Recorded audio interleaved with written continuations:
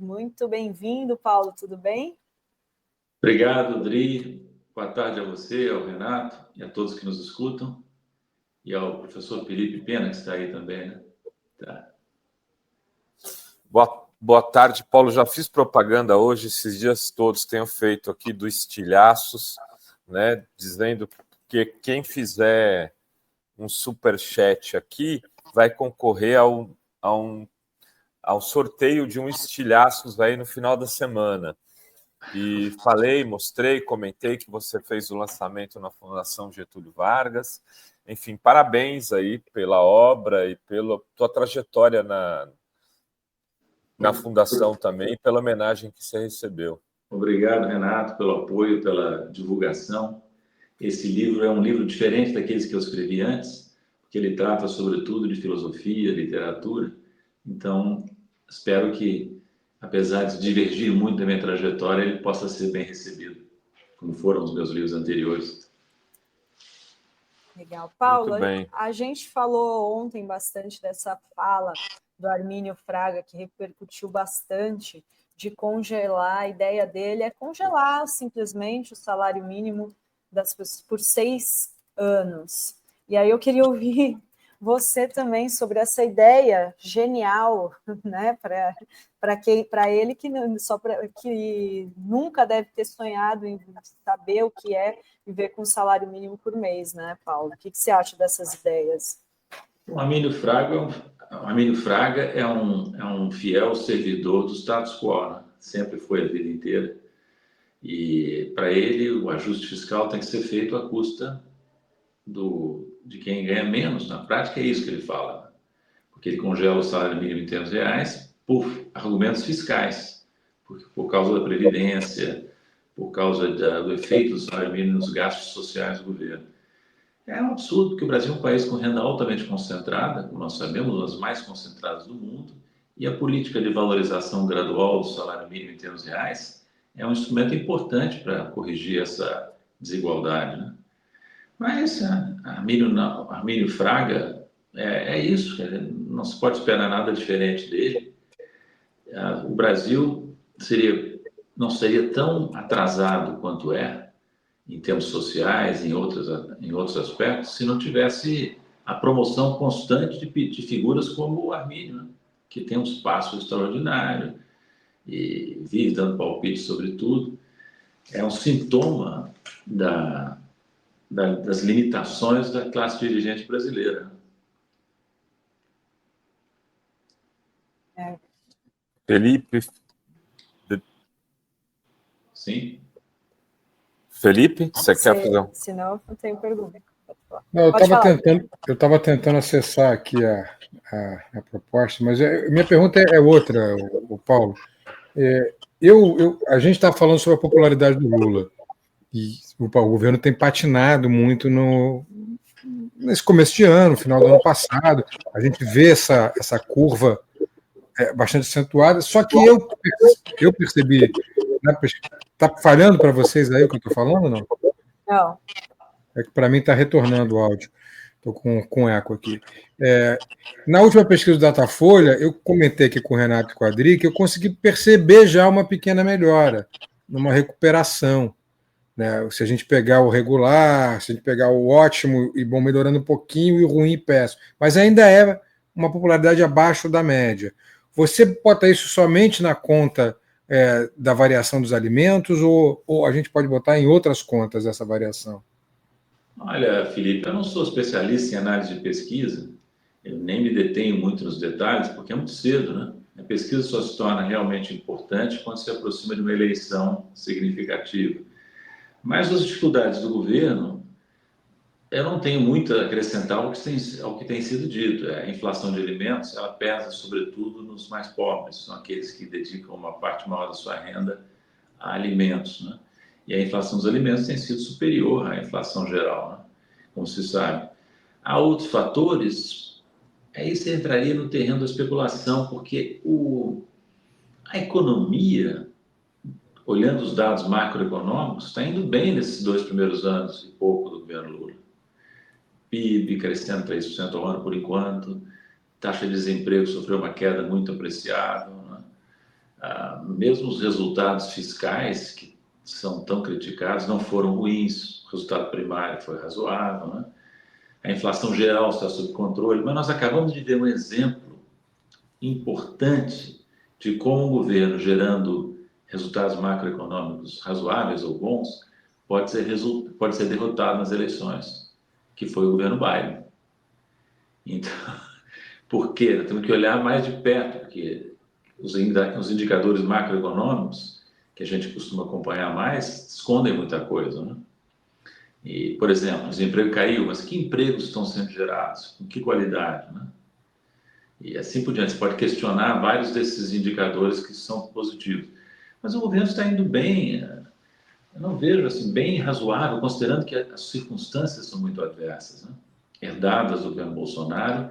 E, na verdade, existe um cerco ao governo, né?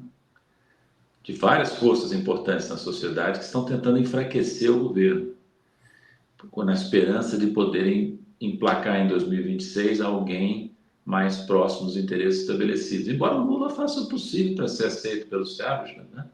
Não é um governo de forma alguma radical, antes do contrário, né? Mas as camadas dirigentes brasileiras estão em campanha, você vê isso pela divulgação das pesquisas, pelas críticas constantes, né? Então, eu não quero levantar hipóteses assim que são meras conversas que eu tenho escutado sobre análises mais finas das pesquisas que indicam outros problemas, né?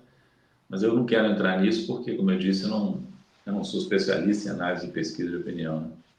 Mas tem uma lógica viciosa aí que me deixa bastante preocupado, que é, por exemplo, a ata do Copom. Então, a ata do Copom vai lá e crava. Nós vamos aumentar os juros porque o crescimento está elevado, 3,5% ano passado. E aí fica uma coisa meio incompreensível para quem está do lado de fora e não é economista, que o fato de o crescimento ser bom, que deveria ser uma notícia boa, gere a preocupação do Banco Central por causa da demanda, e isso gere o aumento de juros na ata do Copom, né? Fica parecendo realmente um cerco no sentido político e não alguma coisa macroeconômica. Não sei como é que você consegue explicar isso para a gente, Paulo. Bem, a ata do Copom não tem impacto sobre as pesquisas de opinião, suponho eu, né? Mas os juros sim, né? O aumento dos juros impede, né? O juros continua subindo, né?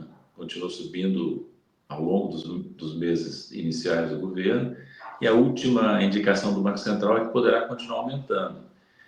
O que isso produz? Produz desaceleração da economia, contribui para a desaceleração da economia, concentra renda, porque quem se beneficia dos pagamentos de juros é a minoria de brasileiros que tem aplicações financeiras, que são beneficiadas por essas taxas altíssimas, uma classe média alta para cima, né? E, além disso, provoca desequilíbrio fiscal, né? Porque o componente da taxa de juros, o componente de juros das contas públicas é hegemônico, né? E a gente escuta, né? O problema é o crescimento da dívida pública, de alguns economistas. Mas esses mesmos economistas dizem a taxa de juros tem que ser alta para segurar a inflação. Só que pode até segurar a inflação de alguma maneira, mas onera as contas públicas que são vistas como frágeis, e são, de certa maneira. Entende? Então, essa política de juros, eu sou um dos críticos dela, há muitos críticos dela, e a gente espera que com a mudança no comando do Banco Central haja uma reorientação disso. A mudança que houve em janeiro, né, fim de dezembro, que com isso haja uma reorientação cedo ou tarde, né? Espero que cedo. Paulo, essa questão do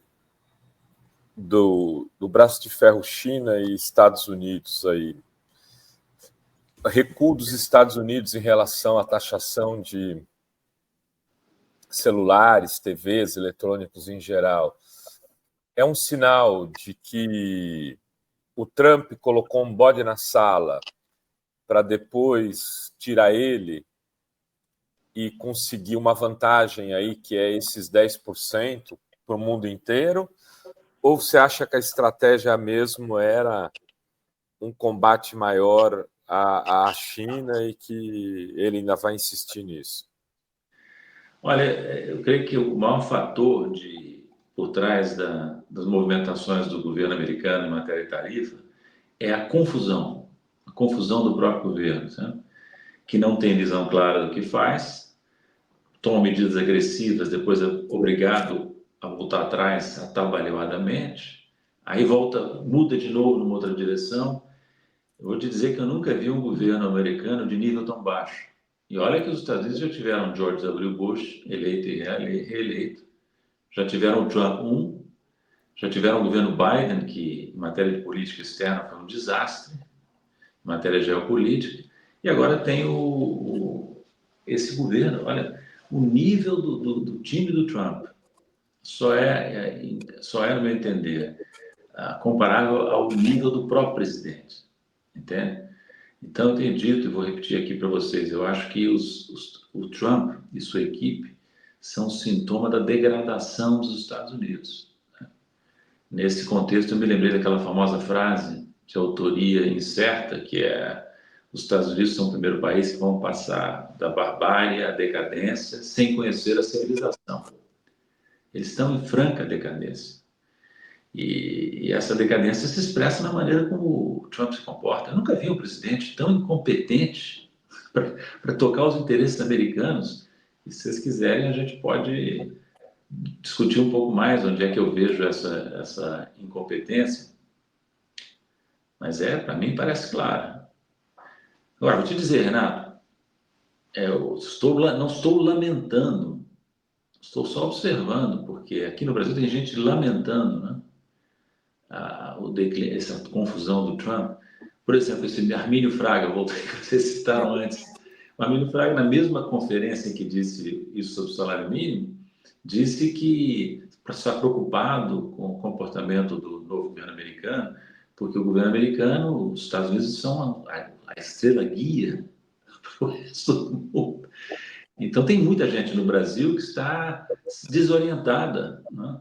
Desorientada porque a referência deles são os Estados Unidos. E se os Estados Unidos começam a bater pino pesadamente, como está batendo agora, fica aqui a camada dirigente brasileira completamente perplexa e desorientada. Aliás, perplexo todo mundo está, né? Mas a desorientação é fruto da ligação de muitos setores da sociedade brasileira, inclusive dentro do governo Lula, a desorientação decorrente de que eles estão perdendo, para usar a frase do Armínio, a estrela guia aos Estados Unidos. Ô Paulo, e a Europa, hein? Você comentava no lançamento do teu livro que o Estilhaços está aqui, tem gente que já fez superchats, eu vi aí, a Adri podia depois até ler, não pode deixar de mandar o e-mail para contato@revistaforum.com.br. Faz o superchat, mas manda o e-mail dizendo: eu fiz lá um superchat, está aqui meu telefone, meu endereço, para se eu ganhar, vocês mandarem. Uma das pessoas que fez é a Luciana Zero, que gostaria muito de dar para o marido dela, o Marcelo Zero, o livro do professor Paulo, de quem ele é admirador e conhecido. Marcelo Zero, um abraço para a Luciana Zero aí. Paulo, e você falava da Europa, do ocaso europeu, né? Você que teve a Europa como laboratório dos teus estudos, da tua vivência, da tua formação, esse livro mostra muito isso. Como você vê essa situação atual da Europa? Olha, realmente esse livro, Meus Estilhaços, é muito eurocêntrico nas referências culturais. Os principais autores, filósofos, artistas com os quais eu me identifico, que eu tenho acompanhado ao longo da vida, são europeus, né? A maioria. Isso porque eu vivi grande parte da minha vida na Europa e também porque ao longo da vida, mesmo não estando mais na Europa, continuei lendo e ligado aos autores e artistas europeus. Então, quando eu olho para a Europa hoje, eu não reconheço a Europa de 30, 40 anos atrás. Houve, tudo indica, uma espécie de americanização muito grande da cultura europeia, da política europeia, e essa americanização foi uma regressão, porque a Europa sempre foi muito mais avançada culturalmente do que são ou eram os Estados Unidos. Então, eles se nivelaram por baixo. E quando observo, Renato, os líderes europeus, os líderes políticos, os primeiros-ministros, os presidentes, eu fico assim, abismado, né? Com o nível desses políticos, né? Há exceções, claro, mas se eu observo a Alemanha, a França, a Inglaterra, outros países, é incompreensível. É incompreensível que países tão desenvolvidos tenham lideranças tão medíocres, né? Que criam tantos problemas para si e para outros países. Então, os europeus estão no processo de declínio que atinge os Estados Unidos, também atinge a Europa. Então, o que você tem hoje é uma mudança imensa no mundo, né? Que os focos principais de poder no mundo, que eram esse eixo Atlântico Norte, estão em declínio. E com agravante agora, a meu ver, inexplicável, que o novo presidente americano decidiu agredir, hostilizar, até humilhar os seus aliados tradicionais. O Canadá, os europeus, né? México, que é um país que normalmente foi muito alinhado com os Estados Unidos. Canadá, vou te dizer, sem querer ofender nenhum canadense, é um satélite dos Estados Unidos, politicamente falando, geopoliticamente falando. Os europeus, muito alinhados aos Estados Unidos, em questões cruciais, como, por exemplo, a atitude em relação à Rússia e à Ucrânia, né? Então, eu não compreendo em que ajuda o projeto de Make America Great Again a hostilizar dessa maneira os aliados tradicionais dos Estados Unidos. Realmente é muito difícil de entender. E aí a Europa, já em processo de declínio, sofre mais esse baque, né?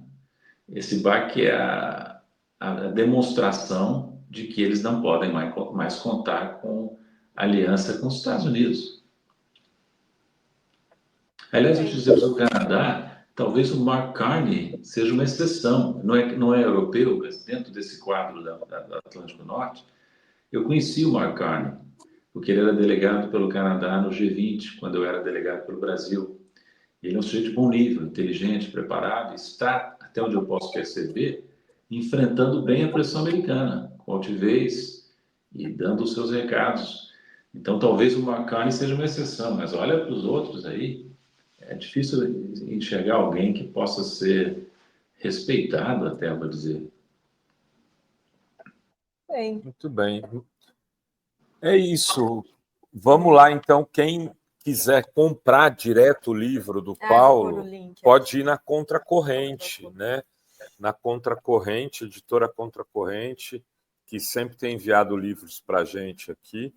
Então, você pode comprar diretamente também ou pode participar com Superchat. Pode fazer as duas coisas. Você compra um para dar de presente e aí você compra, espera... compra um para você e espera esse do concurso para dar de presente. Né, Paulo? A economia... Muito obrigado aí pela divulgação do livro. Eu espero que ele seja bem aceito, como eu disse, e peço àqueles que tenham paciência de me darem um retorno, darem assim via redes sociais sobre o que acharam do livro, a gente nunca escreve para si, né? A gente escreve para o outro, né? O pressuposto desse livro é que a vivência pessoal é relevante para os outros. Por quê? Porque nós não somos tão especiais como pensamos ser, às vezes. Nós somos todos parte de um substrato humano comum e a reflexão sobre a sua vivência pode ser relevante para outras pessoas. Esse é o pressuposto do livro que eu escrevi. Maravilha. Muito obrigada, Paulo. Até a próxima. Até a próxima. Obrigado, Adri. Obrigado, Renato. Obrigado, Felipe. Tchau, tchau. Tchau.